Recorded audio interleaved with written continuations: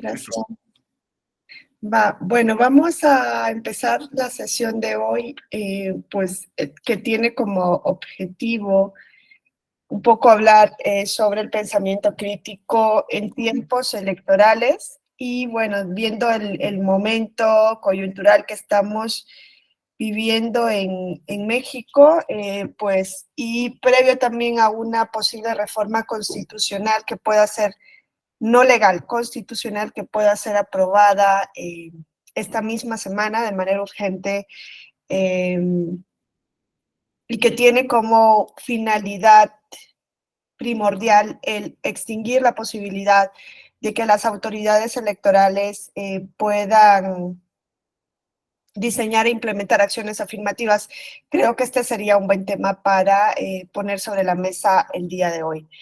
No sé si se han dado cuenta, circula, ¿no?, una información de que todos los partidos políticos, todos los representantes de los partidos políticos han estado de acuerdo con tramitar esa reforma constitucional. Ustedes saben que en la reforma legal recién aprobada se establece, entre otras cuestiones, con relación a los derechos humanos o al ejercicio de los derechos político-electorales, que se establece una reserva de ley para que únicamente las cámaras que integran al Congreso de la Unión puedan regular todo lo relativo con la postulación de candidaturas, teniendo, por tanto, una prohibición implícita para que el Instituto Nacional Electoral lo pueda regular.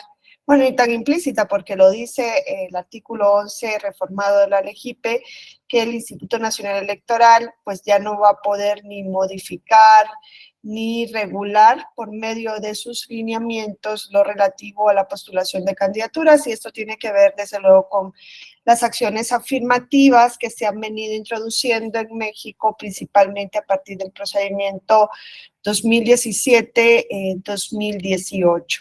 Eso está en ley, esa ley ha sido impugnada, ustedes saben, ante la Suprema Corte de Justicia de la Nación. La vía por la cual se ha llevado esa impugnación por parte del Instituto Nacional Electoral ha sido la controversia constitucional, o la controversia o conflictos de competencia entre órganos o poderes del Estado. Y aun y cuando esto es una materia electoral, la Suprema Corte ha decidido dar trámite a esa controversia constitucional bajo el argumento de que se trata de una regulación que afecta a los derechos humanos, y bajo ese mismo argumento se ha otorgado también la suspensión. La suspensión sí se puede otorgar, ¿no?, del acto impugnado o de la resolución impugnada, sí se puede tomar en materia de controversia constitucional. La prohibición está en acciones de inconstitucionalidad y por eso en este caso pues se ha otorgado la suspensión, porque se ha entendido que se trata de la afectación de derechos humanos que puede llegar a ser irreversible, ¿no?, irreparable. Entonces, hasta el momento estamos funcionando a partir de esa suspensión que otorga la Suprema Corte de Justicia de la Nación con relación a esta segunda aprobación de la reforma electoral, ¿no? Ya sabemos que se había dado la aprobación de la primera parte, esta era la segunda parte, en la que se afecta directamente, o el Instituto Nacional Electoral entiende que se afecta directamente su estructura y funcionamiento, y que esto tiene una repercusión no solo en los principios electorales, sino también en cuanto al ejercicio de derechos humanos. A partir de ese momento de que se otorga la suspensión, estamos funcionando plenamente con lo que existía antes de la reforma.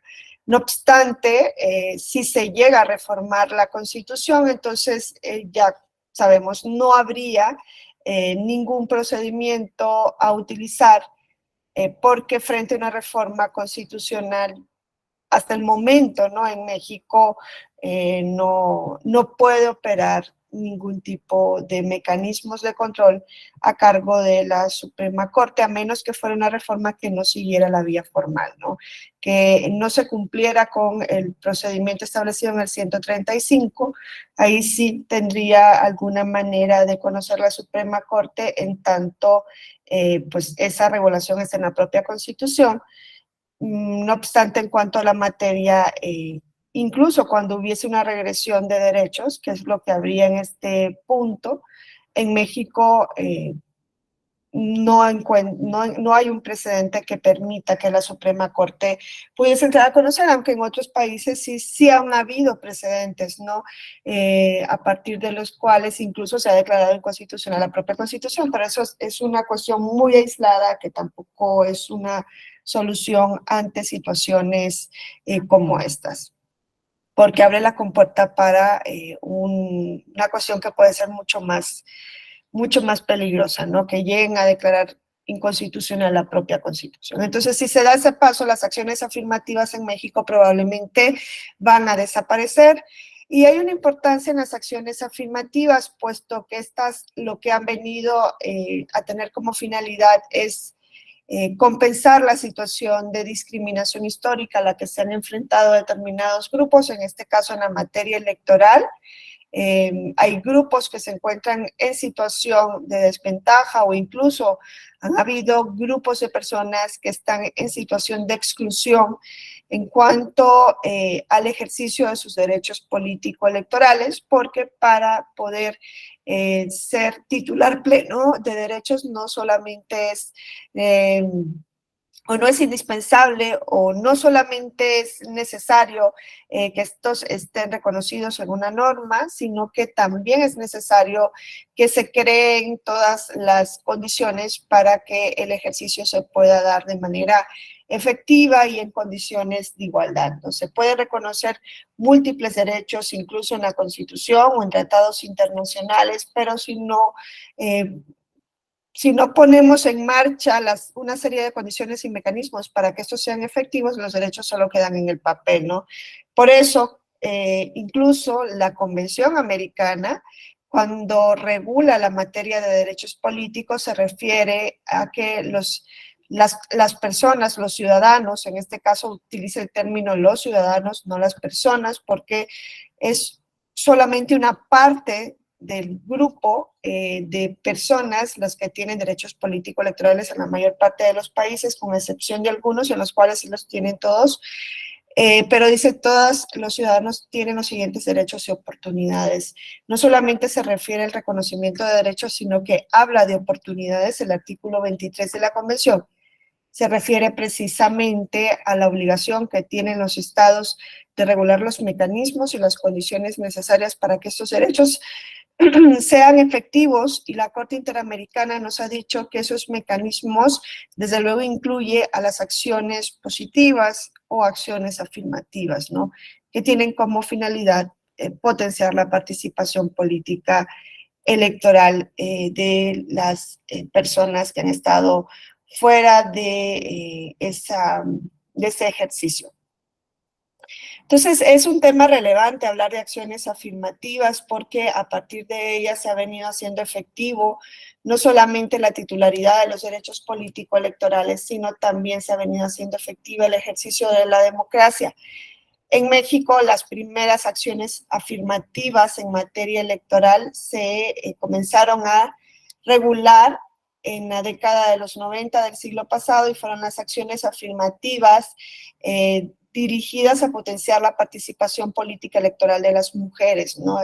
Las mujeres eran ciudadanas desde 1953 en México, pero desde el 53 hasta el 93, 4 décadas, la participación de las mujeres era muy escasa. No llegaban, se podrían presentarse como candidatas, pero de manera escasa, y aún así no llegaban a ocupar el cargo para el cual eran propuestas. Entonces se necesitaba potenciar la ciudadanía de la mujer y se necesitaba crear un mecanismo para que no solamente pudieran estar en las candidaturas, que no lo estaban, sino también más allá de ello, que pudieran acceder a un cargo de decisión política, ¿no? Que es lo que deberían buscar las acciones afirmativas. Esas se introdujeron en entonces Código Electoral de México y son las denominadas cuotas electorales. Primero fueron una recomendación hacia los partidos políticos de no postular más de un porcentaje de un solo género. Se decía, los partidos políticos no deberían postular más de un 70% de candidaturas de un mismo género. con lo cual se entendía que debía haber un 30% de candidaturas del otro género. No hacía referencia al género al que se referían, ¿no? Más me explico, esta reforma del COFIPE no decía los partidos políticos no pueden presentar más de un 70% de candidaturas del género masculino, ¿no? Solamente decía no pueden presentar 70% o más del 70% de candidaturas de un mismo género. Pero claro, era entendible que se referían al género masculino, puesto que veníamos de casi un 90-95% de candidaturas siempre de hombres. Entonces, esa era la lectura que se le dio, aun y cuando el legislador intentó ser neutral y no referirse a ninguno de los géneros. Ya sabíamos en la práctica a qué género se refería.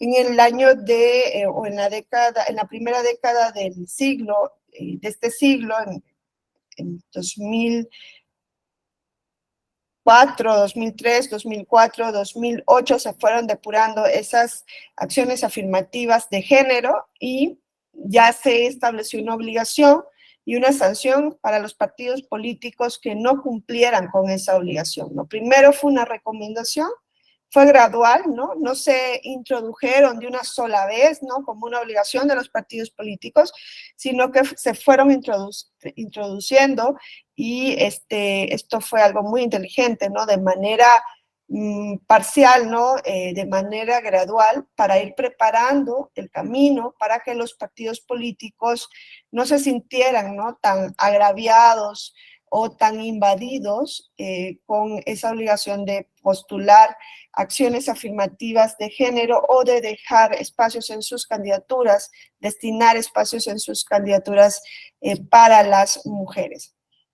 En el 2007-2008, pues encontramos ya esa culminación en la cual el legislador, y en este caso es el legislador porque les estoy diciendo que fueron modificaciones que se introdujeron en el entonces Código Federal de Instituciones y Procedimientos Electorales. En este caso el legislador ya en el 2008 le dice a los partidos políticos, oye, si no cumplen con estas acciones afirmativas, si no cumplen con no postular, y en este caso ya era más del 60% de candidaturas de un mismo género, con lo cual se reservaba un 40% de candidaturas para el otro género. Entonces van a venir una serie de consecuencias y bueno, se comenzaron a establecer las consecuencias que podrían venir en el caso de no cumplir con estas acciones afirmativas. Sabemos que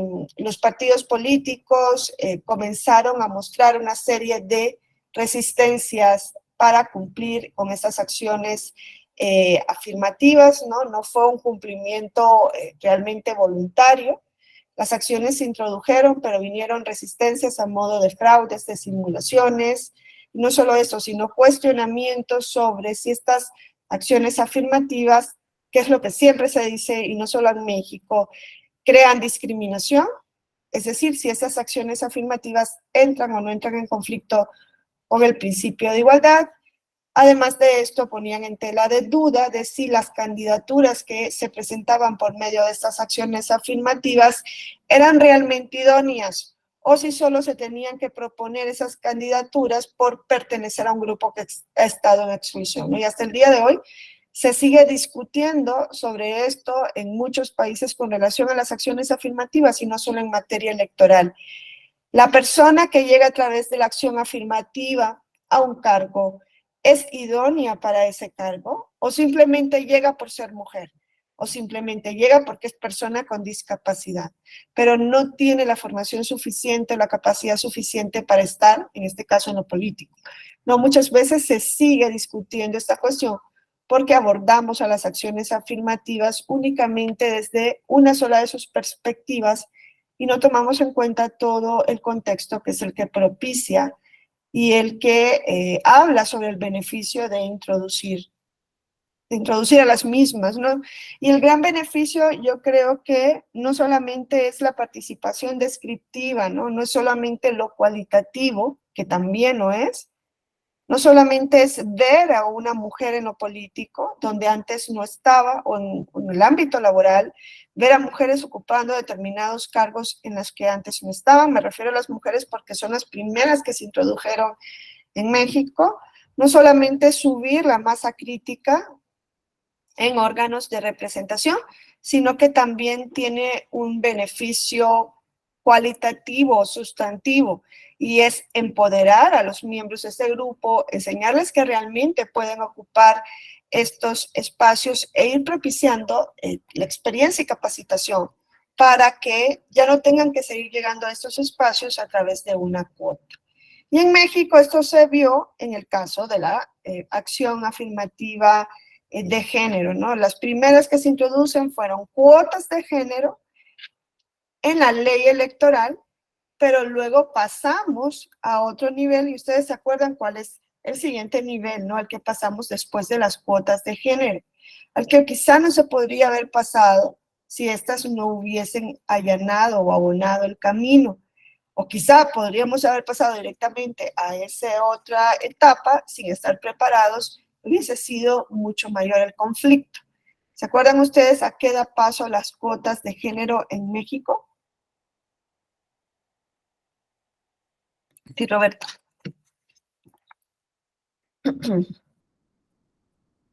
Sí, Roberto, creo. Puedes abrir el micrófono. Sí, hola, gracias doctora. Buenos días a todas y a todos.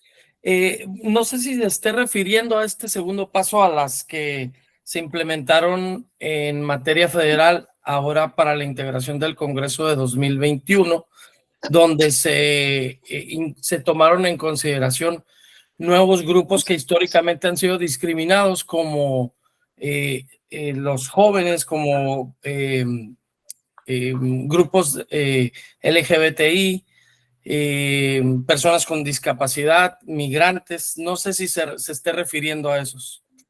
Gracias, Roberto. Sí, a eso vamos a llegar, pero precisamente no me refería a eso, sino más bien en el caso de las cuotas de género, ¿no? Se introducen, ya saben, la cuota es una especie de acción afirmativa, pero no es la única acción afirmativa que existe. Ha habido otras acciones afirmativas, incluso en materia de género. La más usada es la cuota. Una vez que el legislador introduce la cuota de género en México, hubo muchísimas resistencias. Ustedes las conocen mejor que yo, ¿no?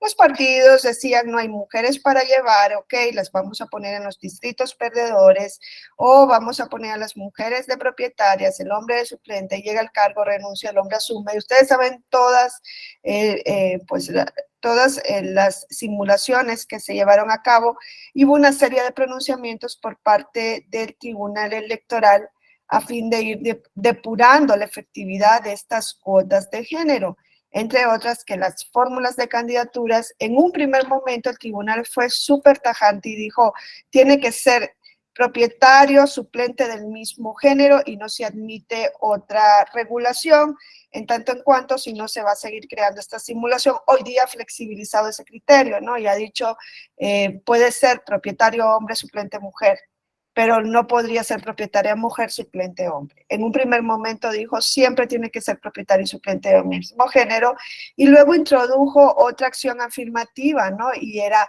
la alternancia en la configuración de las listas, fórmulas mujeres, fórmulas hombres, fórmulas mujeres, fórmulas hombres, para evitar precisamente que las mujeres fuesen colocadas en los últimos lugares de la lista, que es lo que sigue sucediendo, por ejemplo, en el caso de España, donde están todavía con cuotas de género. En México, las cuotas de género abonaron el camino para el siguiente paso en la materia, que fue la paridad de género como principio constitucional, ¿no? Ese es el camino al que abonaron las cuotas. Si hubiésemos pasado directamente a la paridad en la Constitución, probablemente, les digo, la resistencia hubiese sido mucho mayor, porque no habías preparado previamente el camino. ¿Qué decían los partidos políticos en el caso de las cuotas de género? No tenemos mujeres a las que llevar en la política.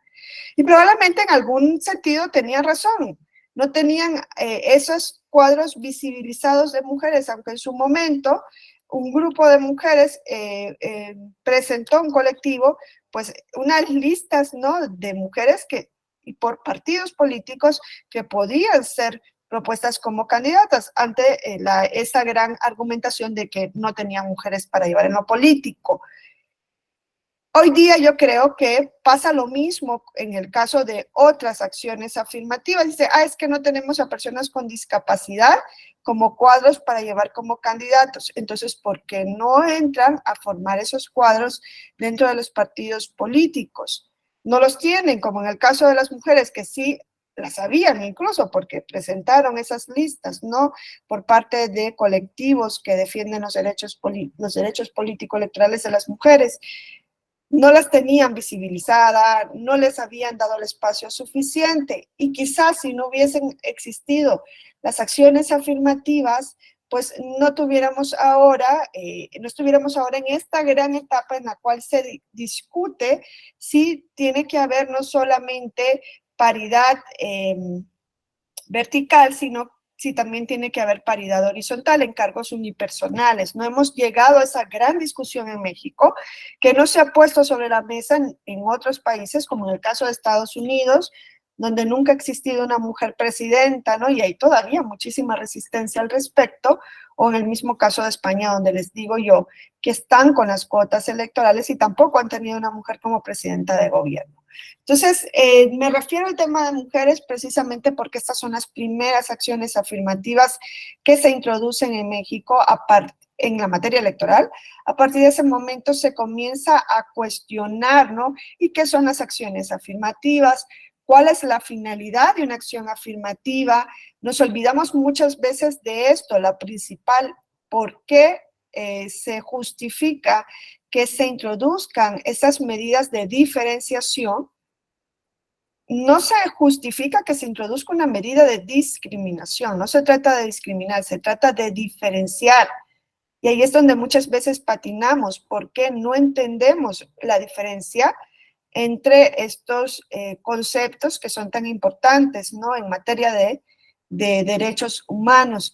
Y el Tribunal Electoral, a partir de una serie de criterios, pues nos ha venido introduciendo sobre qué son las acciones afirmativas. Y nos dice, son medidas compensatorias para situaciones de desigualdad o discriminación histórica y de facto, y que no solamente tienen un sustento en que se introducen, en el caso de las cuotas de género por vía de ley, sino que, o que las introduzcan las autoridades electorales, que ha estado muchísimo más discutido, ¿no? Ha sido como más criticado porque una autoridad electoral, le hace el INE, le hace el Tribunal Electoral, van a venir a regular lo relacionado con candidaturas, si no existe una obligación en ese sentido en la Constitución o en la LEGIPE, ¿no? Se decía, ¿y de dónde le viene la justificación? Y desde luego la justificación le viene de la interpretación del principio de igualdad y del principio de no discriminación, que no solo está en la Constitución, sino también está en tratados internacionales sobre derechos humanos. Entonces, la obligación de introducir acciones afirmativas viene dada por principios que han sido interpretados por las autoridades electorales. Podríamos discutir si el INE puede interpretar o no esos principios. Yo creo que la respuesta la tenemos clarísima en el artículo 1 de la Constitución, en donde se establece que todas las autoridades deben promover, proteger, respetar, garantizar los derechos, y para ello hay que interpretar, desde luego, principios, y porque ahí incluso te dice conforme a los siguientes principios, y no cierra la puerta para que únicamente lo pueda hacer el legislador, aunque desde luego el legislador es el primero llamado, es el primer órgano llamado dentro del Estado constitucional a llevar a cabo esta regulación. Pero cuando no lo ha hecho el legislador, desde luego la omisión no puede persistir. Tienen la obligación de hacerlo otras autoridades. No es que pueden hacerlo, es que tienen la obligación de hacerlo para hacer efectivo realmente los derechos político-electorales. Y eso se deriva del artículo 1, que tanto nos gusta de la Constitución, nos gusta en la letra, pero el momento de hacerlo efectivo, y cuando se trata de derechos humanos, y cuando se trata de meter el dedo en la llaga en la actuación de los partidos políticos, desde luego no les gusta, ¿no? Y tan no les gusta que todos los partidos políticos, excepto Movimiento Ciudadano, creo, se han puesto de acuerdo para llevar a cabo esta reforma constitucional express de la que no se ha hablado nada, ni siquiera este fin de semana yo he estado atenta, ¿no? A ver si incluso los colectivos que van a ser los directamente afectados empiezan a hablar de ello y no han hablado de nada para cerrar las puertas a las acciones afirmativas, que tampoco son un paraíso. Las acciones afirmativas han creado una problemática también en México. ¿Por qué? Porque vienen a poner sobre la mesa una cuestión de la que nadie quiere hablar, que es esa exclusión política de la que hemos venido, ¿no? Nuestra democracia no ha sido una democracia universal y nuestro voto es universal. Eso es falso, que el sufragio es universal. Hay muchísimos grupos, hay muchísimas personas que por su pertenencia a un grupo no pueden hacer efectivos realmente sus derechos político-electorales. Eso es falso, la universalidad del sufragio.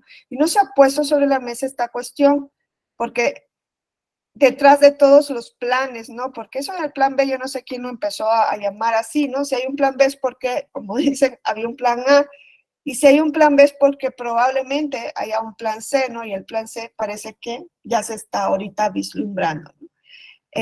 Me suspenden la reforma legal, ahora sí, pues todos los partidos políticos están de acuerdo con llevar a cabo una reforma constitucional. Es bastante llamativo y la verdad decepcionante que lo hagan así, en lugar de ponerse a trabajar para ir mejorando esas acciones afirmativas y que en lugar de crear, o sea, como ir depurando toda la problemática que han venido creando. No es fácil introducir acciones afirmativas, ni cualquier diseño de acción afirmativa va a ser el conveniente.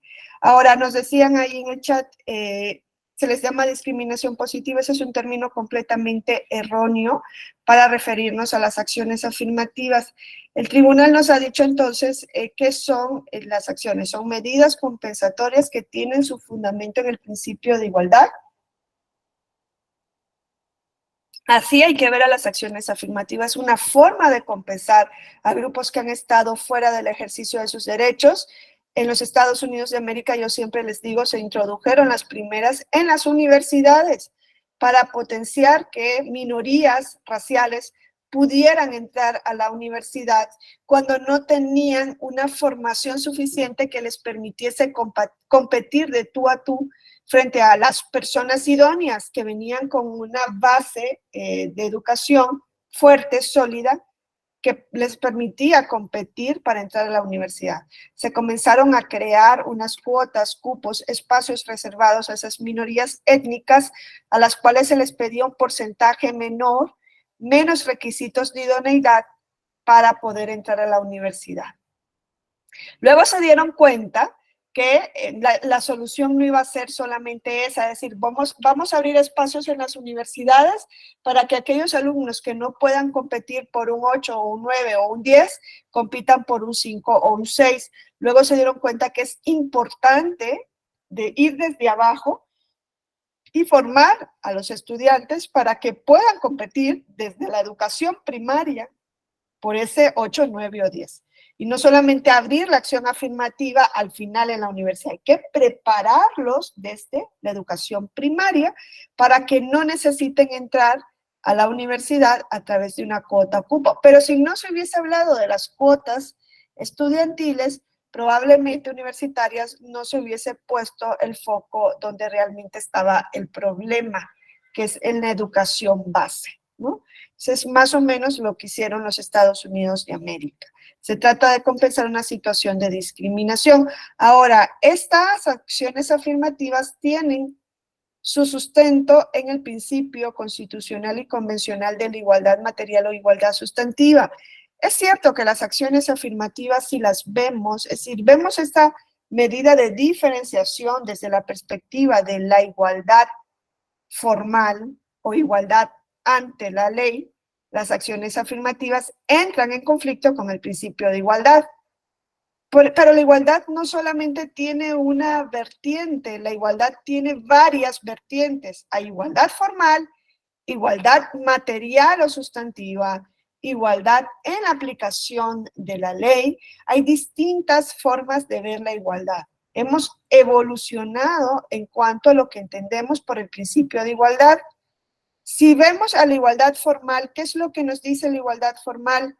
Todos somos iguales ante la ley. ¿no? Y aquí dice la Constitución, el hombre y la mujer son iguales ante la ley. Quizás lo correcto es todas las personas son iguales ante la ley. Una misma ley para todas las personas con efectos iguales para todas las personas. ¿Qué es lo que prohíbe la igualdad formal? Pues que existe una ley con nombre y apellido. Sobre eso se discutió la semana pasada en la sesión de Sala Superior con relación también a la reforma y a un transitorio de la reforma que eliminaba un determinado cargo que casi pues se entendía que podía tener nombre y apellido.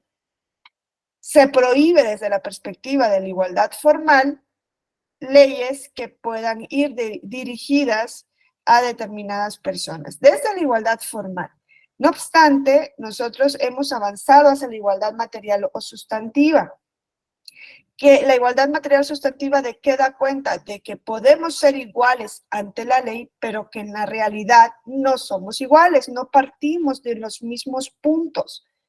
Hay situaciones de desventaja, ¿no? Hay personas y grupos de personas que se encuentran en situaciones de subordinación. Y eso es evidente, eso lo sabemos, y no solo en lo político. Entonces, la igualdad sustantiva lo que intenta es eso, es venir a equiparar. Y lo que nos dice es, ante situaciones iguales, el trato tiene que ser igual. Y ante situaciones desiguales, el trato tiene que ser diferente. Esa es la igualdad sustantiva. El principio de igualdad sustantiva admite un trato de diferenciación siempre y cuando demostremos que partimos de situaciones o puntos de partida desiguales. Y ante eso se puede entrar a analizar y hacer un test para ver si realmente partimos de una situación desigual. Porque de lo contrario, si la situación es igual, el trato tiene que ser igual. No sé si me explico, ¿no? Esa es más o menos la igualdad sustantiva. Es ahí donde encuentra su fundamento las acciones afirmativas. Por tanto, las acciones afirmativas no entran en conflicto con el principio de igualdad sustantiva. Todo lo contrario, son una exigencia derivada de la igualdad sustantiva. Igualdad sustantiva, igualdad material o como se denomina también igualdad como no subordinación. Y si son una exigencia, introducir un trato diferente, si la situación es diferente, para potenciar el ejercicio de los derechos, las acciones afirmativas no pueden ser discriminación, sino un trato de diferenciación. Ahora bien, ¿podríamos encontrarnos con acciones afirmativas discriminatorias? Sí, sí, sí podríamos encontrarnos cuando el trato de diferenciación afecte a la dignidad humana. Si se cruza la línea y el trato diferente es atentatorio contra la dignidad de las personas, entonces estaríamos ante una discriminación y, por tanto, esa acción afirmativa no podría subsistir dentro de un ordenamiento jurídico. Por eso es importante que los tribunales entren, en su caso, a analizar si las acciones afirmativas realmente cumplen con los elementos para permanecer dentro de un ordenamiento constitucional. Y esos elementos nos los ha venido dando el Tribunal Electoral del Poder Judicial de la Federación. Nos dice, las acciones afirmativas, primero, deben ser medidas de carácter temporal. Esa es la principal característica de una acción afirmativa. No tiene una vocación de permanencia, es un trato de diferenciación que se adopta de manera temporal dentro de un sistema. Se adoptan para generar igualdad y no se considerarán discriminatorias, por tanto, van a poder subsistir en el ordenamiento jurídico siempre que sean razonables, proporcionales y objetivas, y además que cesen una vez que se ha alcanzado el fin para el cual han sido implementadas. Es decir, de una acción afirmativa siempre tenemos que esperar razonabilidad, proporcionalidad y objetividad. ¿Y cómo sabemos si una acción afirmativa reúne todos esos requisitos? Pues hay que someterlas al test de proporcionalidad. ¿Tiene una finalidad legítima? ¿Son idóneas para alcanzar esa finalidad? ¿Son necesarias para alcanzar esa finalidad? ¿La limitación que se produce en el derecho de otros es proporcional con el beneficio que vamos a obtener a través de la acción afirmativa?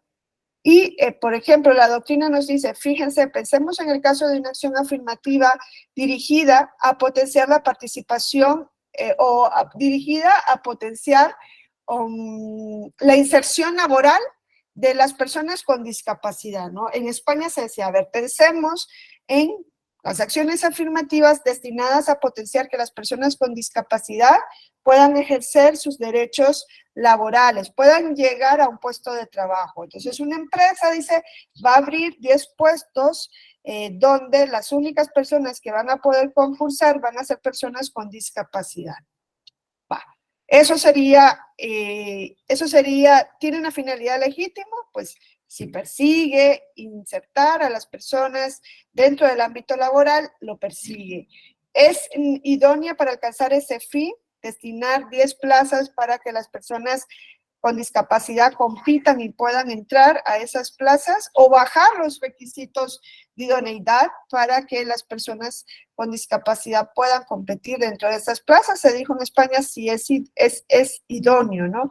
Persiguen alcanzar el fin perseguido. Son necesarias. Hay otras medidas disponibles que podamos utilizar que nos lleven al mismo fin para insertar a las personas dentro de la vida laboral. Encontraron que no, estudiaron una serie de medidas, encuentran que no hay una medida más idónea y luego es proporcional. El daño que van a sufrir otras personas, porque les vamos a quitar 10 plazas, es proporcional, es menor al beneficio que vamos a obtener de inserción laboral, y se dijo sí. Y eso sería un test que nos permita determinar rápidamente, ¿no?, si una acción afirmativa es proporcional o no. Luego se dijo, y si la acción afirmativa es bajar el impuesto para que las personas con discapacidad puedan acceder a artículos de lujo y la finalidad es potenciar su inserción laboral, y ahí ya vemos desde la entrada que esto es desproporcional. No tiene que ver nada de, si bajamos el IVA en los artículos de lujo, no tiene que ver con la finalidad que es insertar a este grupo dentro del ámbito de lo laboral, y ahí sí se estaría creando una discriminación. Entonces, cada acción afirmativa tiene que poder superar un test de proporcionalidad para que no sea discriminación. Superado el test de proporcionalidad, es irracional llamarlas como discriminación, cuando lo que vienen a paliar es precisamente una situación de discriminación que no es de hoy, sino que es histórica, ¿no? Entonces es algo como irracional de entrada que me digan, es una discriminación positiva, cuando la acción afirmativa viene precisamente a intentar revertir situaciones de discriminación histórica. Y lo segundo que yo quiero que ustedes analicen, la discriminación, nos ha dicho incluso la Corte Interamericana, en una opinión consultiva presentada por México ante la Corte Interamericana, la Corte entra a analizar qué es diferenciación, qué es un trato de diferenciación y qué es un trato de discriminación. Y lo que nos dice, los dos son tratos de diferenciación, pero cuando pasa la línea y se convierte en discriminación, cuando atenta contra la dignidad humana. Un trato de discriminación es un trato desigual que atenta contra la dignidad humana, que tiene ese propósito de venir a poner a la persona en una situación de inferioridad. ¿Cómo puede haber algo positivo en un trato que atenta contra la dignidad humana? Es que el término discriminación positiva parece que dentro del trato de discriminación puede haber algo positivo, y desde luego no hay nada positivo en discriminar. Entonces, por eso hay que razonar cuando utilizamos esos términos y nosotros mismos preguntarnos, ¿qué es la discriminación? ¿Puede haber una discriminación con un beneficio positivo? Desde luego no. El término se contradice en sí mismo. Por eso las acciones afirmativas son diferenciación, no discriminación. Y en cuanto una no supera el test de proporcionalidad, que si ustedes han estudiado los acuerdos del INE, el INE cuando ha venido implementando las posteriores acciones afirmativas en sus acuerdos, hace un test de proporcionalidad de la acción afirmativa que está introduciendo. Y en cuanto una acción afirmativa sea discriminatoria, tiene que desaparecer del ordenamiento jurídico. porque lo discriminatorio es atentatorio en contra de la dignidad, y la dignidad es la base de todo el sistema en materia de derechos humanos. ¿Cuál es la base? Que la persona tiene dignidad, la persona humana tiene dignidad, es el fundamento, la dignidad, de los derechos humanos, tal y cual lo conocemos a día de hoy. Entonces, el tribunal ha venido dando una serie de criterios para que nosotros podamos entender lo que son las acciones afirmativas. Es más, nos ha dicho, la figura más conocida de las acciones afirmativas son las cuotas o los cupos, pero no son las únicas. Hay más acciones afirmativas, además de esta. Lo que pasa es que son las más utilizadas, abarcan una amplia gama de instrumentos, políticas y prácticas que se pueden introducir, pero hay una amplia gama de acciones afirmativas que se pueden introducir. Ahora, ¿de dónde venimos? Sí venimos de las cuotas de género, pero estas ya no existen en México. Ellas abonaron el camino para las acciones afirmativas. Ellas abonaron el camino para las acciones, para la paridad de género, perdón. Las cuotas de género sirvieron, ¿no?, de base para que hoy hablemos de paridad. ¿Cuál es la gran diferencia entre la cuota de género y la paridad de género? Que la paridad es un principio constitucional y que por tanto ya tiene una vocación de permanencia y no tiene un carácter temporal como sí lo tienen las acciones afirmativas, ¿no? Un principio constitucional tiene esa vocación de pervivir porque está en la Constitución, y la Constitución, dentro de sus características, pues tiene dentro de una de ellas esa vocación de estabilidad. En principio, ¿no? Eso es una constitución, no debería estar siendo modificada a cada momento, porque perdería el sentido de su función, que es precisamente limitar el ejercicio del poder. La constitución es, en última instancia, yo creo que es lo principal de una constitución, es limitar el ejercicio del poder, no tanto ser la norma suprema de una nación, también es importante que esto esté en la norma suprema, pero no es lo que caracteriza, debería caracterizar a nuestras constituciones, ¿no? Nosotros deberíamos verla como una función de limitar el poder. Y claro, si la Constitución puede estar siendo tocada por quien esté en el poder en cada momento, entonces pierde desde luego su función, ya no le limita, es un instrumento para quien detente el poder y no un límite para su ejercicio. Y ahí se ha generado una serie de problemáticas que están produciendo una involución o una regresión de la democracia en América Latina, precisamente porque no hemos cuidado realmente cuál es la función de nuestras constituciones. Entonces, en México, la paridad es un principio constitucional y por tanto tiene una vocación de permanencia. También estas acciones, estas cuotas electorales de género abrieron el camino para las siguientes cuotas de género, que es a lo que se refería Roberto. ¿Cuáles son las siguientes cuotas? Pues las que se comenzaron a introducir a partir de 2017-2018.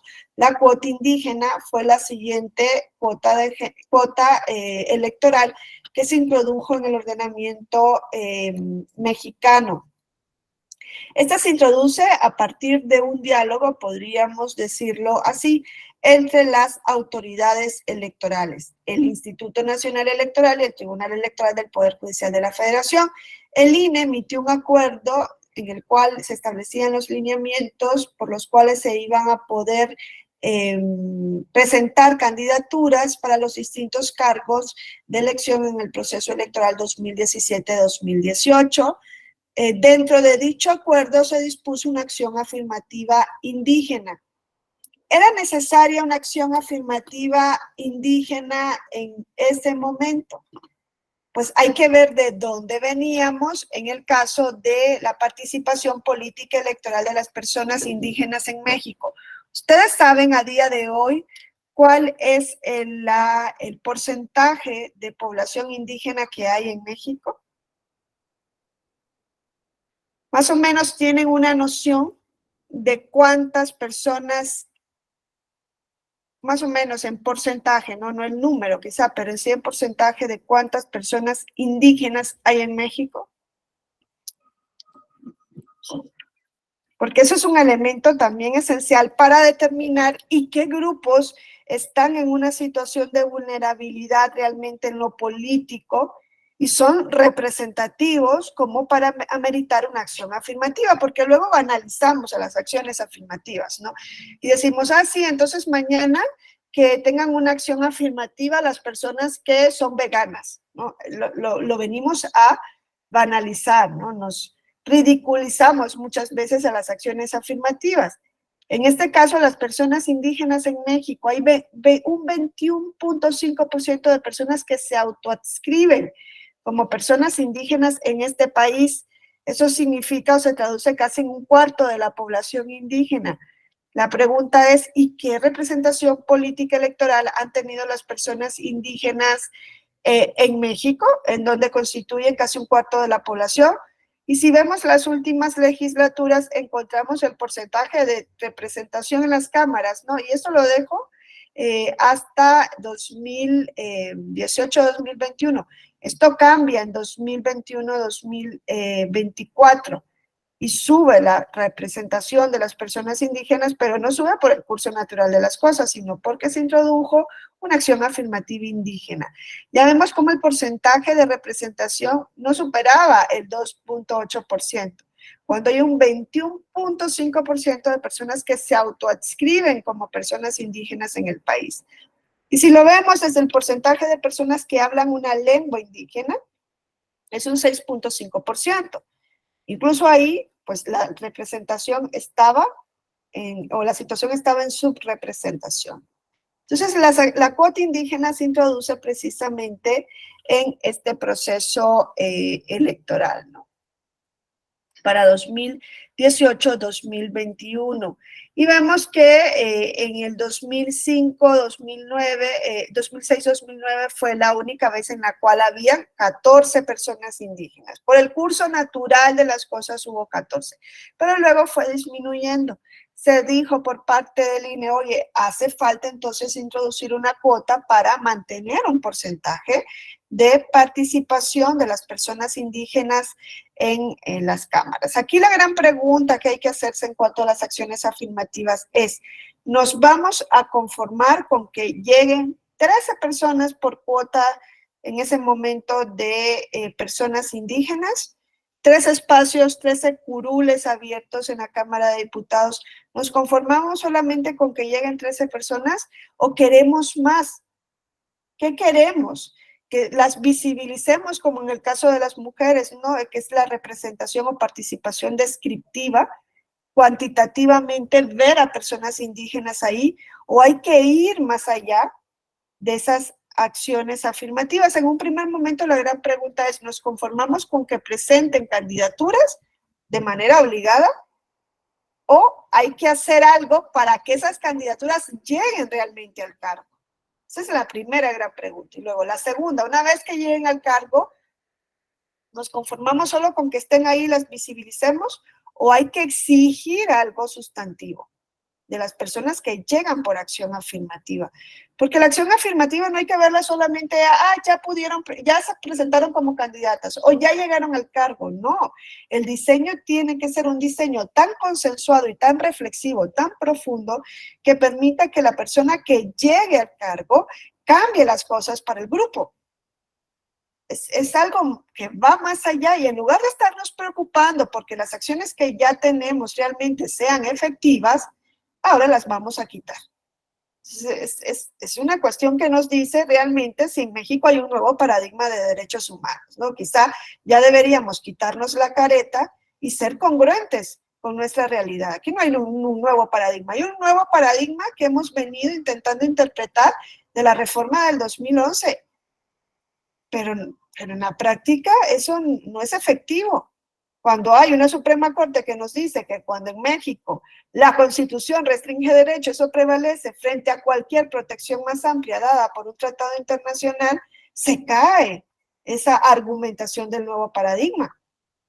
Y cuando ponemos las manos en el cielo, porque viene la Corte Interamericana y le dice a México lo que ya en México se sabía, es un secreto a voces, la figura del arraigo y cómo está regulada la prisión preventiva. No se pronunció sobre la prisión preventiva oficiosa, ese viene en un caso que es inminente que ya salga contra México, que también lo van a condenar.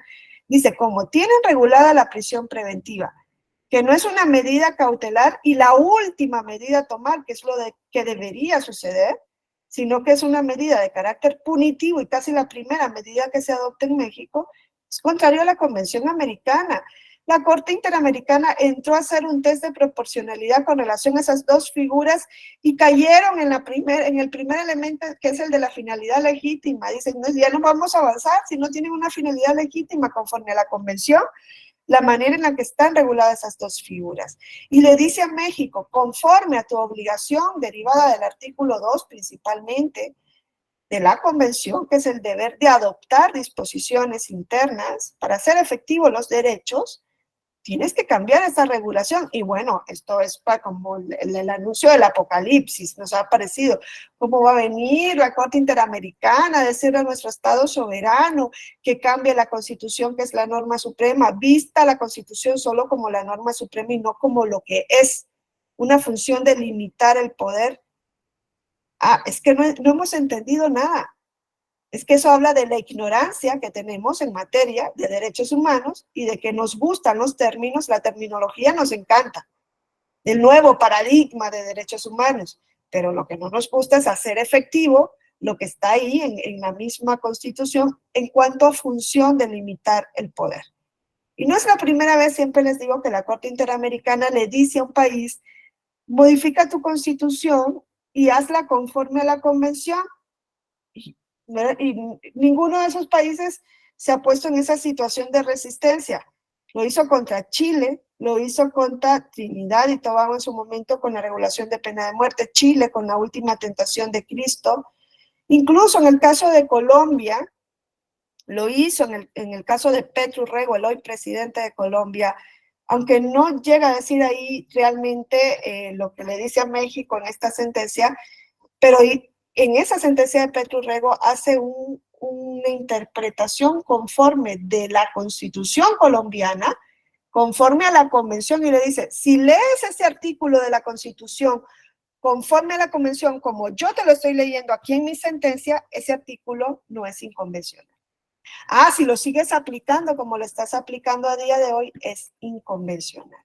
Está diciendo eso Colombia, y Colombia no se cayó el mundo, porque le digan cómo tenía que leer una figura que estaba en su Constitución, que se refería que creo que era aquí la Procuraduría General de Justicia podía imponer, derivado de una sanción disciplinaria, una sanción de inhabilitación a una persona, incluso que había sido electa por el pueblo, la podía destituir del cargo e inhabilitarla para el ejercicio de cargo público hasta por 15 años, que es lo que había pasado con Petro Urrego.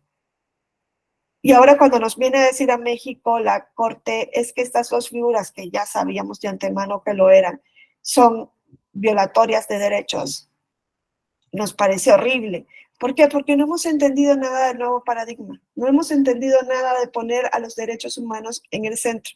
Y lo que va a pasar esta semana en México es una prueba más de que nos da igual la materia de derechos humanos, de que nos da igual la Constitución como un límite para el ejercicio del poder. Los partidos políticos nos van a demostrar que no se someten al límite y que ahora sí se van a poner de acuerdo para hacer una regresión en materia de derechos prohibido por el artículo 1 de la Constitución. Y aunque lo van a hacer de manera velatoria, porque no van a decirlo de manera expresa, se prohíben las acciones afirmativas, van a impedir que se sigan introduciendo, como se han venido introduciendo a día de hoy por parte de las autoridades electorales, una vez que el legislador ha sido totalmente omiso al respecto. El legislador lo hizo con las cuotas de género y ahí se quedó.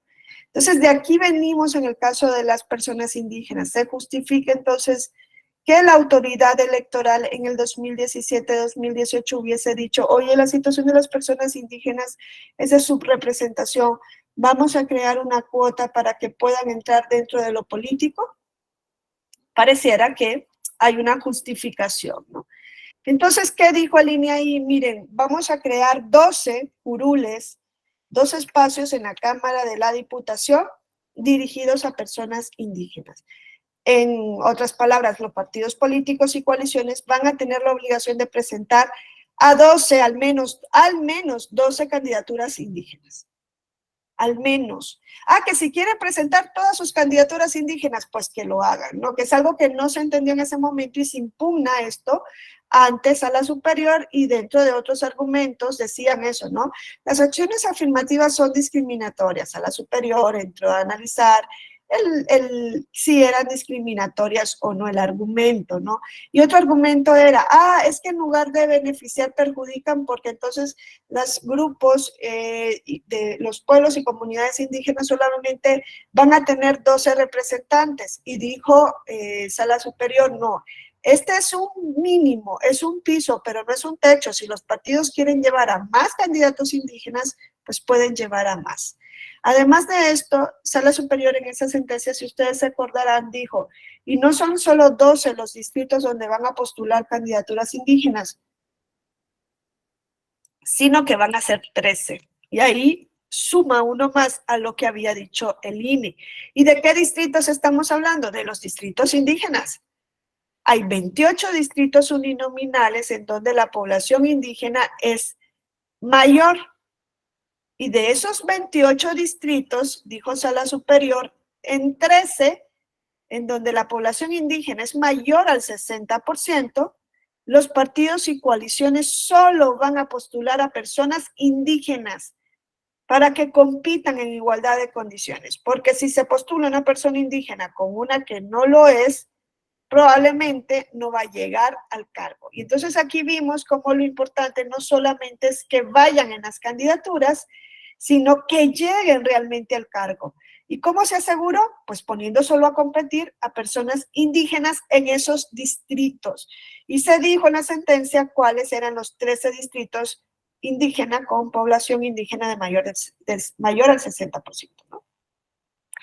Asimismo, se estableció en esta sentencia esta cuestión que ha venido siendo tan problemática en México, y que es quizá lo que tendríamos que estar discutiendo hoy, no que las acciones afirmativas desaparezcan, sino depurarlas, hacerlas realmente efectivas, y es el término de la autoadscripción calificada, ¿no? Ustedes se acordarán que ahí Sala Superior dijo, y para que los partidos cumplan con su obligación, es necesario que demuestren que la candidatura realmente es indígena, y eso se va a demostrar no solo con la autoadscripción o el escrito de reconocimiento que haga la persona de su autoconciencia, de que pertenece a un pueblo o comunidad indígena. No, hay que demostrar con vínculos objetivos que se pertenece a un pueblo o comunidad indígena, que se tiene una vinculación directa con el distrito por el cual se va a competir. Eso ha generado una problemática inmensa que subsiste hasta el día de hoy, porque esto dio lugar a simulaciones. ¿Por qué? Porque los criterios eran bien amplios. ¿Cómo demostramos que una persona es indígena? Y ahí la sentencia se encargó de decirnos más o menos, o de darnos 5 supuestos en los cuales se podría demostrar que una persona es indígena, ¿no? Y además de esto, se nos dijo, se nos dan esos criterios, pero lo que no se nos dio en este sentido fue las autoridades que tenían que emitir esas constancias a partir de las cuales se asegurase que una persona es realmente indígena. Entonces, hoy día nos hemos encontrado con que hay una gran diversidad de instancias que emiten constancias o documentos, y que entonces no está lo suficientemente claro cómo acreditar lo que se buscaba acreditar.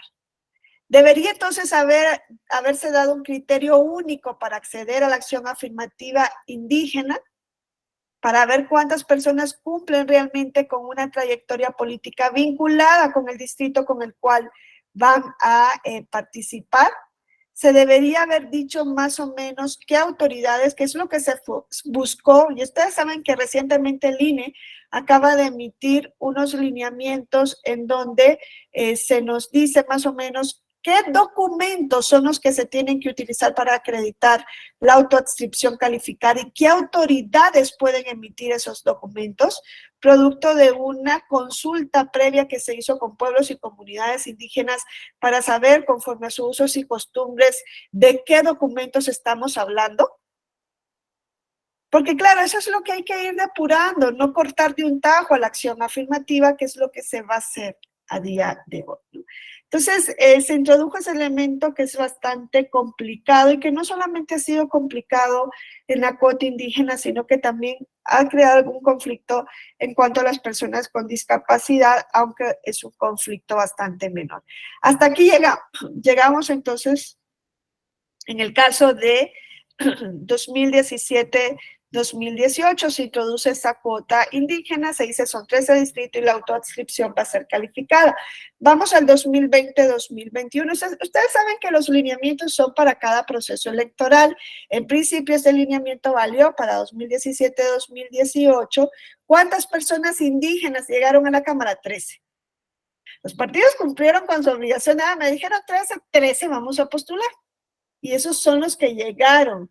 Entonces ya tenemos seguro que por lo menos 13 personas indígenas van a llegar a la Cámara. Ahora lo que hay que asegurar es que realmente sean indígenas, que estén vinculadas con el distrito por el cual están compitiendo. Ustedes saben que por sentencia del Tribunal Electoral se han modificado muchísimas fórmulas, se han dejado sin efecto. ¿Por qué? Porque pues es falso, hay simulación, esa persona viene con una constancia de una autoridad que no es autoridad indígena o que no se reconoce como autoridad indígena y me dice que sí tiene un vínculo. Entonces hay que ir depurando esa cuestión, ¿no? Y eso es lo que realmente nos debería estar preocupando hasta el momento. Pasamos a 2020-2021, ahí la cuestión se amplía muchísimo más. El INE vuelve a emitir un lineamiento donde, entre otras cosas, introduce otras acciones afirmativas, ¿no? De las cuales ya había venido hablando por parte de las sentencias del tribunal. La postulación paritaria de candidaturas en el principio de representación proporcional, y esa otra fue una acción afirmativa también, inscribir alternadamente las fórmulas en las listas en el principio de RP y en atención a lo que se denominó como una tendencia partidista de encabezar las listas por fórmulas compuestas por hombres. En este acuerdo del INE se dijo, los partidos políticos y coaliciones van a tener la obligación de iniciar 3 de las 5 listas de RP con fórmulas de candidaturas integradas por mujeres. Esa es una acción afirmativa también, y no es una cuota electoral.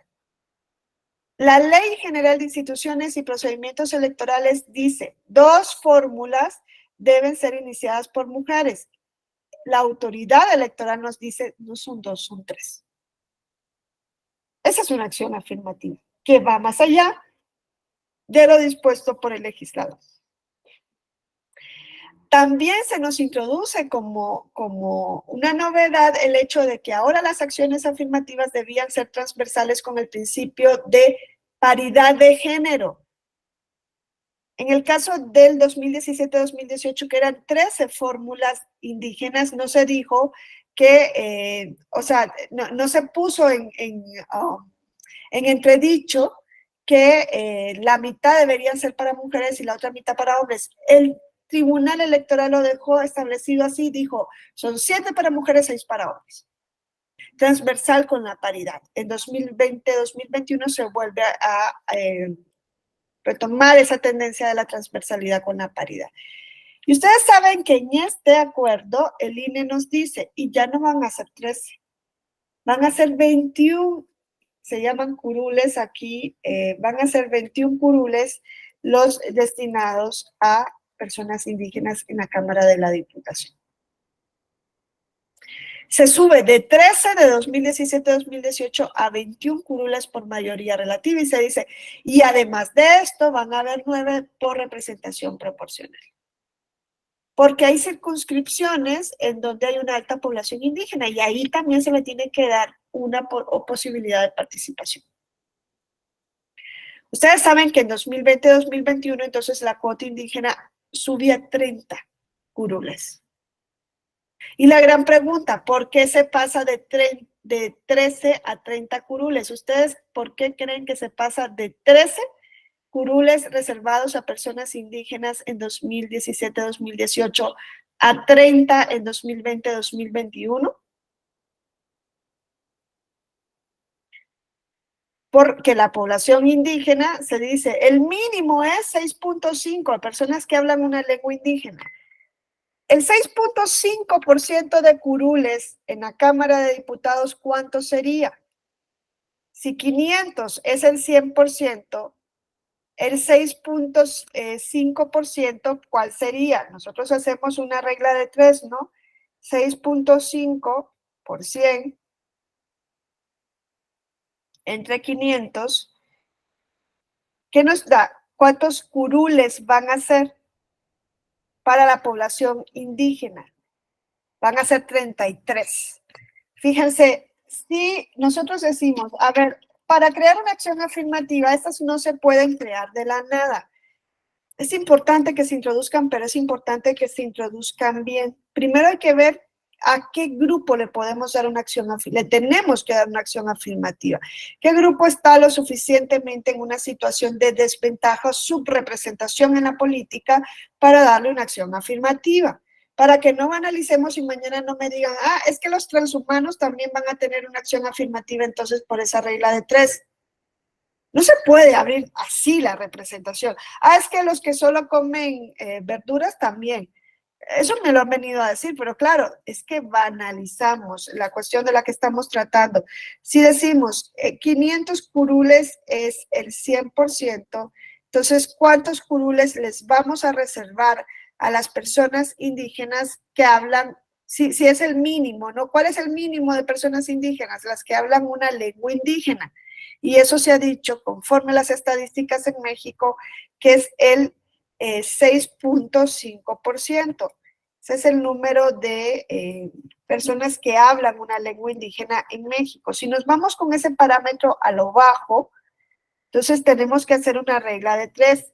Tenemos que multiplicar, ¿no? 500 por 6.5 entre 100 y nos dice que son 33 curules los que tendrían que estar reservados a una persona, a personas indígenas, porque es el porcentaje, el 6.5% de personas que hablan una lengua indígena. Si nos vamos a lo bajo, en el 2020-2021 nos acercamos, son 30. Nos faltan 3 todavía. No tenemos ni siquiera hemos llegado al mínimo de representación de personas indígenas en la Cámara de Diputados. ¿Y por qué en la Cámara de Diputados y no en la Cámara de Senados, del Senado también? Se les ocurre, porque yo les estoy diciendo, esas acciones afirmativas, todas de las que vamos a hablar en México, solamente son para la Cámara de Diputados. No se ha dicho nada del Senado. ¿Por qué creen ustedes que no se ha dicho nada del Senado? Sí, es UGI, Roberto. ¿Qué tal, maestra? Buenos días. Buenos Hola. días a todos y todas. Bueno, a mí se me ocurre que es más relativo a la Cámara de Diputados por la población que representa, debido a que la Cámara de Diputados pues está dividida bajo los distritos electorales y el Senado pues es una representación por entidad federativa. Así es. Por eso, porque es la Cámara de Representación del Pueblo, ¿no? Es la Cámara Baja, se dice, ¿no? Y la Cámara Alta es la que en principio debería representar a los intereses de los estados que forman la federación. Exacto.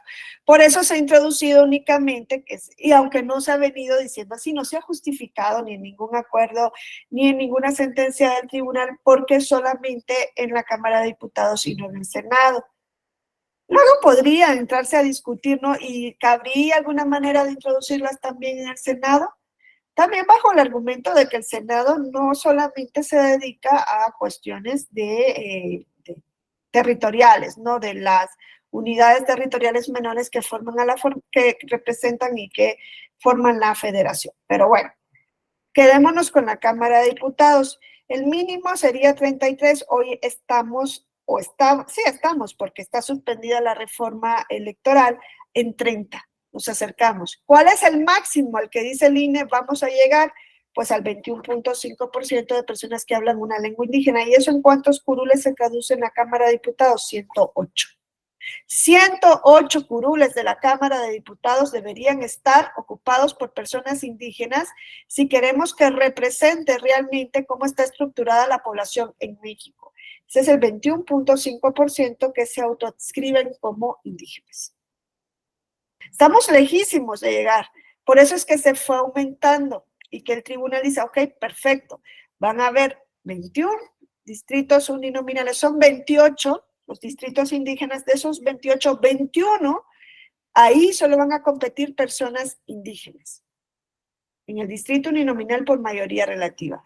Y luego los partidos tienen que llevar a 9 en representación proporcional. Aquí lo que le dijo el tribunal, porque esto se impugna ante sala superior, los partidos políticos dicen, no, ahora me vienen con que no son 13, son 21 de mayoría relativa y 9 de RP. Impugnan los partidos, no les gustan las acciones afirmativas a los partidos, no les gusta.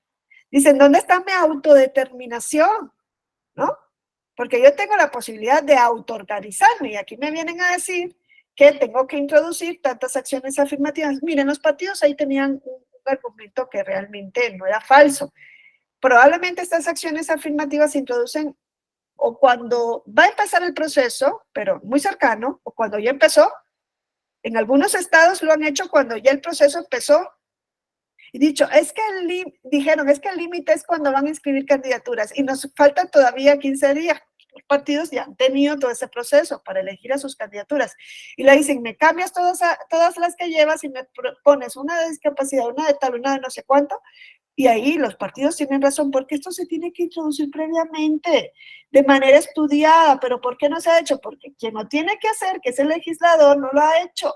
Y las autoridades electorales lo vienen a hacer a golpe de proceso federal o a golpe de proceso estatal. Pero en eso también yo debo decir lo siguiente, el tribunal cada vez que ha venido convalidando una de estas actuaciones del INE, dice, Congreso de la Unión, te doy vista de lo que se ha hecho por parte de las autoridades electorales, entra a regularlo tú. Porque es a él a quien le corresponde hacerlo. Y no lo hizo, todo lo contrario. Entonces, de eso venimos, ¿no? Se acortó también en ese acuerdo del INE, bueno, el Sala Superior le dice en este SUPRAP 121/2020 acumulado al INE, oye, y determíname cuáles son esos 21 distritos, no digas que los partidos van a elegir de los 28, 21 cada uno donde va a llevar candidaturas indígenas, porque puede que no coincidan y entonces se va a hacer un relajo. Tienen que ser únicamente los 21 que el INE diga y ahí solo van a competir candidaturas indígenas en mayoría relativa. Y además se dijo, INE, tienes que adoptar acciones afirmativas para otros grupos en situación de vulnerabilidad. ¿Por qué? Porque uno de los que impugnaron este acuerdo del INE, el 572/2020, fue una persona con discapacidad y dijo, oye, a mí no me metieron ahí, solo hablan de personas indígenas, nosotros también necesitamos acciones afirmativas, estamos fuera de la representación política electoral. Y entonces por eso se mandó a que el INE introdujera otras acciones afirmativas. Y ahí es donde el INE vuelve a emitir unos lineamientos y en esos lineamientos se establecen acciones afirmativas para otros grupos, incluyendo las personas con discapacidad. ¿Y qué dijo el acuerdo del INE? Primero, dijo los 21 distritos en los cuales solamente iban a competir personas indígenas. Estableció que las 9 fórmulas indígenas de RP, 5 era para mujeres, 4 para hombres, y que todas las fórmulas debían ocupar, oye, escuchen bien, los primeros 10 lugares de la lista para que realmente llegaran al cargo. Porque si no, no van a llegar. Entonces dice, en los primeros 10 lugares de la lista y se establecen las acciones afirmativas que tenemos hasta el día de hoy. 8 fórmulas, 8 curules para personas con discapacidad, 6 de mayoría relativa, 2 de representación proporcional. En el caso de RP, ubicado en los primeros 10 lugares de la lista. Afromexicanos, 4 fórmulas, 3 de mayoría relativa, 1 de RP. diversidad sexual 3 fórmulas, 2 de mayoría relativa, 1 de RP. Con relación a las personas migrantes, dijo el INE en un primer momento, ahorita no tenemos los datos necesarios para crear esa acción afirmativa, queda como asignatura pendiente. Y de las juventudes dijo, no requieren acción afirmativa. Están suficientemente representadas, eso también es discutible, y por tanto, pues no hay una barrera para que puedan ejercer sus derechos político-electorales. Sumamente discutible. Se impugna este acuerdo ante Sala Superior y Sala Superior vuelve a emitir otra sentencia en donde modifica este acuerdo del INE y le dice palabras más, palabras menos, INE, implementame la acción afirmativa para personas migrantes. Le dice, tienes que implementarla en este proceso electoral en las listas de representación proporcional. No hay acción afirmativa de persona migrante en mayoría relativa, sino que es en las listas de representación proporcional. Y dice algo importantísimo, y es lo que no se ha hecho. Miren, hay un estudio que sí se ha llevado a cabo, pero por parte del Colmex, el Colegio Mexicano, llevó a cabo un estudio sobre la eficacia y funcionamiento de las acciones afirmativas. Es que esto es lo que deberíamos estar discutiendo. ¿Qué se hizo? ¿Cómo se implementaron? La problemática que se encontró en el último proceso electoral federal, si realmente accedieron al cargo, cuántas accedieron, qué están haciendo las personas que accedieron por el grupo. Todo eso es lo que tiene que comenzar a discutirse, no lo que estamos hablando hoy de quitarlas, porque vuelvo a decirlo, el término es regresividad o regresión en materia de derechos humanos. Y dijo, se tiene que llevar a cabo un estudio de eficacia y funcionamiento de las acciones afirmativas implementadas en este proceso electoral a fin de determinar si es necesario hacer ajustes, y desde luego que es necesario hacer ajustes. Y ha habido ahorita este estudio del Colmex que le digo que está súper interesante, que me llegó a mis manos ayer. No me ha dado tiempo de verlo, ¿no?, en profundidad. Pero sí estudiaron las 65 fórmulas que acceden por acción afirmativa en el último proceso electoral y cómo la problemática que se ha venido introduciendo, las controversias que hubo en los tribunales, las dificultades internas de los partidos para conciliar esa obligación con el principio de autodeterminación. Es bastante extenso, sí. La falta de estudio serio y profundo de cada uno de los grupos a favor de los cuales se implementó la medida, cómo aumentó la representación cuantitativa de las personas que pertenecen a este grupo, pero lo importante es ver si hay un avance en cuanto a la representación sustantiva, ¿no? Y todas estas cuestiones están en ese estudio, que es estudio especializado sobre la efectividad en la aplicación de las acciones afirmativas y las barreras que enfrentan los grupos en situación de discriminación en la representación política en el proceso federal 2020-2021. Son estudios así los que necesitamos para ver qué hace falta ajustar. Le da vista al Congreso de la Unión, le dice, oye, reforma la ley, ¿no? Introduce tú la acción, pero no la hagas así el bolsazo, ¿no? Estúdialo en profundidad, que es el primero llamado a hacer esto, no las autoridades electorales a golpe de proceso electoral.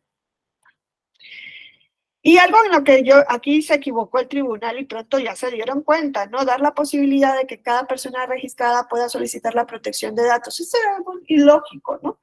Decir, es que como pertenecen a un grupo en situación de vulnerabilidad, si no quieren que se haga visible que su candidatura va por una acción afirmativa, se le tiene que respetar. Pero claro, ahí la protección, el derecho a la protección de datos de la persona candidata por acción afirmativa entra en conflicto con el interés que tiene la comunidad de conocer a sus representantes, ¿no? Es un interés público. Yo quiero saber, como parte de la comunidad LGBT, quién es mi representante en la Cámara de Diputados.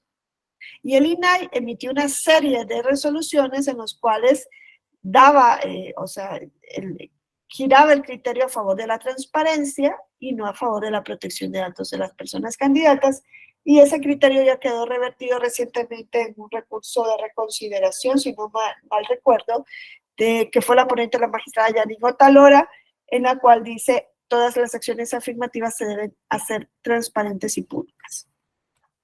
ya no se van a proteger. Y ya la persona no va a decir, es que yo creo que mi candidatura no se sepa que yo voy por discapacidad. No, todas tienen que ser públicas. Esas son entonces las acciones afirmativas que tenemos, y aquí no son 5, son 10. Que tenemos, las personas ganadoras fueron 10.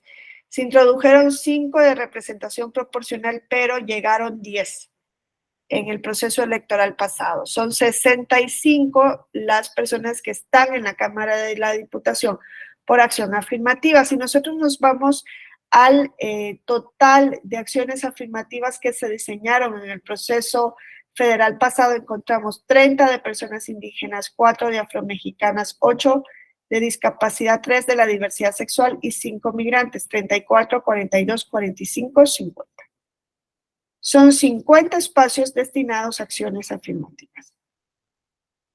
Y llegaron 65, porque aquí en lugar de 5 son 10, llegaron 5 más de las que estaban obligadas a postular los partidos. Los partidos postularon a más personas dentro de estos grupos. No se ciñeron a postular únicamente a las que les mandataba la ley. En cuanto a la autoadscripción, se utilizó el criterio de autoadscripción calificada para el caso de la cuota indígena. Para el caso de personas con discapacidad, la mayor parte demostró su discapacidad permanente con certificados médicos privados. En ese estudio del Colbeck se muestra cómo no utilizaron solamente una de las candidaturas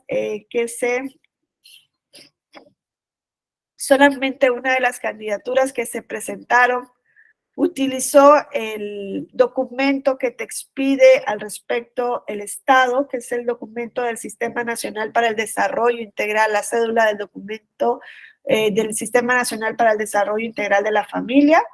No se utilizó, hay que ver por qué no se utiliza para demostrar esta condición. No fue el documento principal empleado para acreditar la condición de persona con discapacidad. Lo mayormente utilizado fueron certificados médicos emitidos por instituciones privadas, y se pidió también la autoadscripción calificada para el caso de personas residentes en el extranjero, y en este caso tampoco se acreditó con la credencial para votar desde el extranjero, tampoco fue el documento más empleado para acreditar que se era una persona migrante. ¿Cómo acreditas que eres una persona migrante? El más utilizado fueron las licencias para conducir. Entonces, ahí también se tendría que entrar a analizar, pues, cómo se uniforman esos criterios para acreditar la residencia en el extranjero, o si se va a privilegiar la residencia en el extranjero, o si se va a privilegiar otra cuestión en el caso de la candidatura migrante. Para el resto de acciones afirmativas, léase afromexicanas y de la diversidad sexual, la autoadscripción no dio problemas, es autoadscripción simple. Se tendría que pedir autoadscripción calificada para el caso de la diversidad sexual. Recuerden el caso de los mushes, donde Sala Superior se pronunció al respecto, ¿no? ¿Qué le vamos a pedir a las personas que hayan ido a la jurisdicción voluntaria donde no se puede hacer el cambio administrativamente para hacer este cambio sexogenérico en su documento de identidad, primero en el registro civil y luego en el documento de identidad? Veamos si esto no es imponer una carga muy pesada para este grupo, ¿no? Sobre eso se tendría que estar hablando. En la reforma se habla de acción afirmativa, pero hay una involución. ¿Por qué? Porque hoy tenemos 50 curules reservados para personas pertenecientes a grupos que han estado excluidos de lo político. Lo vimos con relación a las personas indígenas. ¿Qué población de personas se autodescribe como indígena? Ya vemos, hasta un 21.5%. Esa debería ser la representación en la Cámara, es la aspiración a llegar. En el caso de las personas con discapacidad, el INEGI nos dice, hay un 6% más o menos de personas mexicanas con discapacidad permanente. Entonces deberían tener un 6% de representación en la Cámara, que no son 8 curules, son casi 30. Y no las tienen. Poco a poco se va acercando. ¿Qué población afromexicana hay en México? ¿Cómo medimos qué población afromexicana hay? que no es lo mismo que personas indígenas. Y así deberíamos de ir haciendo esas mediciones para saber qué porcentaje les correspondería tener en la representación. Pasamos entonces en la reforma legal que se aprobó recientemente de 50 curules a 25 curules. Ya había una regresión en la reforma de ley que se hizo. La LEGIPE lo que nos dice es, en observancia al principio de igualdad sustantiva, el legislador encuentra lo que ya ha venido, correcto, lo que ha venido diciendo el Tribunal Electoral y el INE, es que las acciones afirmativas son una exigencia de la igualdad sustantiva. Los partidos políticos deberán incluir en la postulación de sus candidaturas a diputaciones por ambos principios. Al menos 25 postulaciones para todos estos grupos. Se incluyen incluso las personas jóvenes. Dice, van a ser solo 25 y ahí van a ir todos. Personas indígenas, afromexicanas, discapacidad, diversidad sexual, migrantes y jóvenes. Pasamos de 50 que teníamos y de solamente 30 destinados a personas indígenas a 25, y ahí es una bolsa donde van todos. Y el legislador, si ustedes leen este artículo de la LEGIPE, pues no nos dice cuántas acciones afirmativas o cuántos espacios van a ser para cada grupo. Que ahí cada partido determina dentro de esos 25 cuántos quiere llevar de cada grupo. Es un desastre, o sea, en lugar de avanzar, retrocedemos. ¿Por qué 25 para todos los grupos? No se nos justifica tampoco. Fíjense, aquí no nos dice cuántas de estas acciones afirmativas van a ser por mayoría relativa y no nos dice cuántos van a ser por representación proporcional. No nos dice, de esos 25 van a ser 12 de mayoría relativa y 13 de RP. No dice nada. Así que los partidos también van a poder elegir a cuántos llevan por cada principio. En el caso de mayoría relativa tampoco nos dice en qué distrito van a competir. Para las personas indígenas, ya se había dicho por parte de las autoridades electorales, son los distritos indígenas, donde hay una amplia población indígena. Aquí ya no se nos dice nada. O sea, ¿podrían los partidos poner a competir a personas indígenas en un distrito de Nuevo León? Y no ponerlas a competir en Oaxaca, aunque claro, por el curso natural de las cosas en Oaxaca probablemente las candidaturas van a ser indígenas, por la alta población de personas indígenas que hay en dicho estado. Pero la ley no nos dice nada al respecto. Y en el caso de RP, dice, cuando los partidos pongan a competir en RP, van a estar ubicados en 2 bloques de los primeros 20 lugares, haciendo nula o nugatoria la finalidad de la acción afirmativa. ¿Cuántos partidos políticos del proceso electoral pasado creen que ocuparon más de 10, que alcanzaron más de 10 diputaciones por RP? ¿Creen que los partidos políticos alcanzan un montón de diputaciones por RP y dicen, pueden ir en los primeros 20 lugares? Pues los van a ir, y los van a ir a poner en los últimos sitios de los 20 lugares. Solo Morena, creo que en uno de los, y Morena y el PAN alcanzaron más de 10 en alguna de las circunscripciones electorales, y solo Morena superó más de 15 distritos en alguna de ellas. Ninguno llegaron a 20. O sea, quien hace la ley hace la trampa. Si los ponen en RP todos porque no están obligados a llevarlos en mayoría relativa, no dicen una cantidad, y los ponen a todos en los últimos 20 lugares, ninguno de ellos va a quedar. Es una regulación pésima, o no hay regulación alguna. Luego sí crea la reserva de ley en materia de postulación de candidaturas para el Congreso de la Unión, cerrando la puerta para que las autoridades electorales se puedan volver a pronunciar sobre el tema de acción afirmativa. Y nos dicen algo también que ni siquiera es que se ve que no hay ni reflexión. Será obligatoria la configuración paritaria de las cámaras del Congreso de la Unión, para cuyo efecto los partidos respetarán la postulación de ambos géneros en 2 bloques de alta y baja competencia. Hoy tenemos 3 bloques de competencia. La ley nos pasa a 2 y nos dice que la configuración debe ser paritaria. Entonces, ¿qué pasa en aquellos congresos en los cuales hay más mujeres que hombres? ¿Sería contrario a la ley? Entonces, ahí siempre el ajuste va a tener que hacer mitad y mitad, no puede haber ni paridad flexible, como en su momento lo hubo en el caso de Zacatecas, ni un Congreso formado por más mujeres que hombres. Entonces, no hay ninguna justificación, no nos dicen por qué. Hay algunos avances en materia de acción afirmativa, como el hecho de que las personas con discapacidad en estado de postración puedan votar desde sus domicilios. Ese es un avance que se da en la materia, se venía pidiendo, ¿no? Una persona con discapacidad permanente que no puede levantarse, pues que pueda votar con voto anticipado, eso sí lo introduce el legislador en esta legislación, en esta reforma legislativa. Y luego también se introduce, aunque no es parte de la acción afirmativa, el voto desde la prisión, pero también se ve que no entendieron muy bien a lo que se refieren o que no saben la diferencia los legisladores entre prisión, o crean una diferencia donde no la hay, entre prisión preventiva y prisión preventiva oficiosa. En la sentencia del Tribunal Electoral, en donde reconoce el voto en prisión preventiva y se lo hace saber al Congreso de la Unión que ya reconoció el voto, es prisión preventiva en general. No dice las personas en prisión preventiva oficiosa van a poder votar, sería algo incongruente, irracional, que solamente las que estén en prisión preventiva oficiosa pudieran votar. No hay una justificación razonable para que las personas en prisión preventiva en general no lo hagan. Y el legislador en la LEGIPE dice las personas en prisión preventiva oficiosa van a poder votar a partir del siguiente proceso.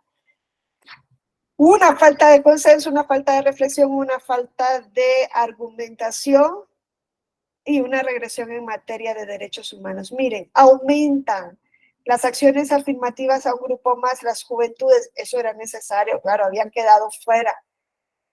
Pero no nos dicen ni siquiera cuáles son los parámetros para entender que una persona es joven, y podríamos pensar que son los parámetros que se utilizan entre 12, 14 y 29 años, bueno, 18 y 29, desde luego no puede llegar a alguien que no tenga 18 años.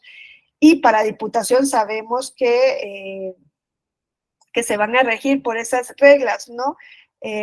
Las candidaturas de personas jóvenes, pero hay partidos políticos que tienen como personas jóvenes hasta los 35 años y no se hace ninguna mención al respecto de quién es persona joven. Se tenía que haber unificado por lo menos el criterio. Aquí dejo una serie de observaciones que hago con relación al resto de cuestiones y que crean una problemática. Ahora, esa reforma quedó suspendida en principio hasta que la Suprema Corte no resuelva la controversia constitucional que introdujo, las controversias constitucionales que introdujo el Instituto Nacional Electoral. No obstante, esta semana probablemente vamos a atender a una reforma constitucional en la cual pues se va a establecer que únicamente el Congreso de la Unión se va a poder pronunciar en materia de acciones afirmativas, con lo cual se va a impedir que por lineamientos, en caso de que esta reforma caiga, que probablemente caería, porque es completamente regresiva en materia de derechos humanos, en caso de que caiga, se van a blindar los partidos políticos para que las autoridades electorales nunca más le puedan volver a decir: tienes que regular las acciones afirmativas. Y esa es una cuestión que atenta contra no solo el principio de representación, sino contra el principio de igualdad y la prohibición de discriminación que está en el bloque de constitucionalidad. Entonces yo les dejo ahí una reflexión, háganla. Es cierto que hay que ajustar lo que se ha hecho con relación a las acciones afirmativas, que no se deberían introducir días o semanas antes del proceso, que hay que darle la oportunidad a los partidos políticos para que puedan consensuar realmente sus candidaturas, y para eso lo que hace falta es mejorar la regulación de las acciones afirmativas, que no nos deberían dar tanto miedo, sino que deberían ser una exigencia en un Estado que se rige por un nuevo paradigma de los derechos humanos, que, vuelvo a repetirle, significa poner a los derechos en el centro del sistema. Ese es el nuevo paradigma, ese es el significado que deberían tener, y parece que nos da miedo asumir realmente ese significado. El primer tribunal colegiado de circuito equipara discriminación, sí, pero ¿será que no entienden que no puede haber, ya les dijo, discriminación es un trato que atenta contra la dignidad humana. ¿Cómo puede ser positivo un trato que atenta contra la dignidad humana? Desde ahí, por eso es la clase de pensamiento crítico, porque no se trata de repetir por repetir, sino de analizar, de reflexionar de qué estamos hablando y ver si el término encaja. Habría que enseñarle al tribunal colegiado un estudio que hace la Organización de Naciones Unidas sobre acciones afirmativas, en donde la propia ONU nos dice el término de discriminación positiva es completamente inconcebible. Sí, se los comparto el correo, el estudio del Colmex, porque es bastante interesante, ¿no? Eso es lo que hace falta, ver realmente cómo han funcionado. Si yo no digo que sean la panacea, tal cual fueron reguladas por las autoridades electorales y se demostró, no han sido la panacea, pero hay que mejorar lo que ya tenemos en lugar de ir para atrás como el cangrejo, ¿no? Sí, Roberto. Sí, piqué por accidente, pero bueno, No, sí me quedan algunas dudas y me voy a esperar a que usted nos pregunte. va, pues no da tiempo para más, pero yo les voy a compartir el estudio del Colmex para que ustedes puedan ir sacando pues algunos datos. No sé yo si esto nos va a valer para mucho o poco. Habrá que ver el sentido que se le daría a esta reforma constitucional. Claro, paralizada, es que el punto es bastante problemático. Paralizada la reforma, que nos dice la ley, son 25 puestos, con esa mala regulación que tiene, que va a crear más problemáticas que beneficios. Son 25 espacios, una bolsa, y que los partidos metan a quien quieran en cualquier distrito y en cualquier lugar de los 20 de representación proporcional, sin darnos criterio ni siquiera de qué autoadscripción se va a seguir o no. Paralizado eso, nos tendríamos que quedar con lo que ya tenemos, pero esos lineamientos son para cada proceso electoral. Ergo, los lineamientos de 2020-2021 no podrían ser aplicados en 2023-24, ¿no? No sé si me explico. No obstante, como ya se dio un avance en reconocimiento de acciones afirmativas, se tendría que retomar y por lineamientos el INE tendría que volver a implementarlos para ese proceso, pero la reforma constitucional lo que va a prohibir es precisamente que el INE pueda emitir lineamientos en ese sentido. Entonces, con lo que nos vamos a quedar es con 0 acciones afirmativas. Yo no he escuchado a ningún colectivo, ni siquiera las y los diputados que están por acción afirmativa en la Cámara pronunciarse al respecto. Si llegaron por acción afirmativa y si están representando a estos grupos, ¿por qué no se pronuncian al respecto? Es una cuestión bastante complicada y es una cuestión de muchísimo calado la que se va a hacer, pero ¿cómo no se van a dar cuenta si la iniciativa ya está en la Cámara de Diputados? No entiendo cómo no se dan cuenta, ¿no? Si se ha dado cuenta uno, no se van a dar cuenta ahí, pero bueno, se espera. Ojalá que sea que eso y que no les importe, ¿no? Se espera que haga un pronunciamiento, porque esa es una gran regresión en materia de derechos. La Corte Interamericana hasta el día de hoy no se ha pronunciado sobre nada de esto, porque no le ha llegado ningún caso, pero sería interesante que le llegara algún caso así a la Corte Interamericana a ver qué dice. Bueno, pero quizás vamos a decir, ay, ¿cómo va a venir ese tribunal? A decirnos a nosotros cómo tiene que ser, cómo se va, qué tiene que decir nuestra Constitución. Y nos olvidamos que nuestros estados se han sometido voluntariamente tanto a la Convención cuanto a la competencia contenciosa de la Corte, y que al momento de someterse no hicieron una denuncia de decir, tengo el deber de adoptar legislación interna conforme a la Convención, excluyendo a la Constitución. Ningún estado hizo esa denuncia. Ergo, ahora que no vengan a decir, es que la Corte no puede pronunciarse sobre la Constitución. Por supuesto que puede pronunciarse sobre cualquier norma interna, incluyendo la Constitución. Y ojalá que México cumpla con esa sentencia de la Corte Interamericana, porque pues ya encontramos a diversos países que no lo han hecho y que no son precisamente pues, el ejemplo que deberíamos seguir al respecto. Pero les digo, sí. Doctora, no, tengo varias inquietudes, pero por el tiempo no las puedo expresar todas y no me quiero quedar con una, en mi opinión, no le encuentro explicación. Pero, por ejemplo, en el caso del Partido Acción Nacional, que tiene cierta doctrina política donde no converge con algunos de los grupos históricamente vulnerados y a los cuales se les está dando un espacio en el Parlamento, y entonces tanto el tribunal la autoridad administrativa obliga a que se les garantice un espacio, por ejemplo, a estos grupos de la comunidad LGBTI, y que no, pues no no es acorde a los principios ni a la doctrina del Partido Acción Nacional. Ahí, ¿qué opinión tiene usted? Sí, muy interesante, ¿eh? Pues aquí lo que se deja ponderar y poner en la balanza, ¿no? ¿Qué debe primar? Si la ideología del partido político, su autodeterminación, ¿no? Su derecho de autoorganización, o, por otro lado, el acceso a la representación política, la igualdad y la no discriminación de estos grupos. Y es lo que más o menos se entra a balancear en estos casos concretos. El partido político nunca introdujo ningún tipo de medio de impugnación alegando precisamente eso, ¿no? Yo no comulgo con esta ideología o con esta concepción, no lo introdujo, pero en su caso, si lo hubiese hecho, el tribunal tendría que entrar a hacer ese balance, a ver qué debe primar en el caso particular. Probablemente se hubiese decantado, probablemente, no lo sé, Claro, por claro. la no discriminación. Gracias, doctora. Oiga, y ya por último, así muy breve, porque es algo práctico, ¿qué organizaciones o qué autoridad es la que va a determinar la autoadscripción de las personas que se identifiquen como indígenas?